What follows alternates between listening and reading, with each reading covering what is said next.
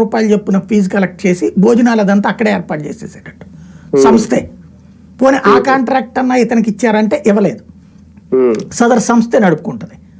దాంతో ఆ restaurant closing system ఓవరాల్గా ఇతనికి చేతిలో చిల్లి గవ్వలేకుండా చేశారు. ఇతనికి కాకపోతే వాళ్ళ ఇంట్లో ఇతని పేరు మంచి పేరు ఉంది, అంటే మంచోడు, చేతిలో రూపాయి అంటే ఎవరికైనా పెట్టే మనస్తత్వం ఉన్నటువంటి వాడు అని. ఇక్కడ మౌనిక వాళ్ళ ప్రాపర్టీస్ కూడా చాలా వరకు బినామీల చేతిలో ఉన్నాయట, వాళ్ళు ఎవరో కూడా చెప్పరట.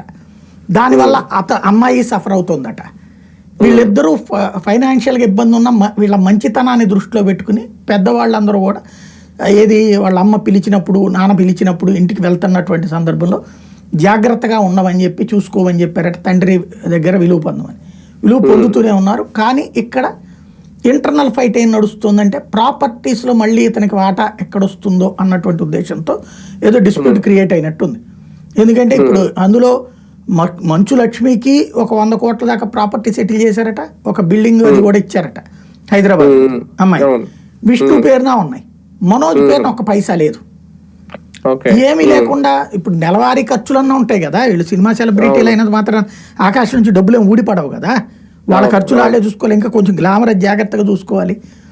అదంతా డిపెండబుల్ అవ్వడం అన్నటువంటి కారణంగా అక్కడ కొంత ఇబ్బంది ఎక్కువ అవుతుంది. ఈవెన్ నిన్న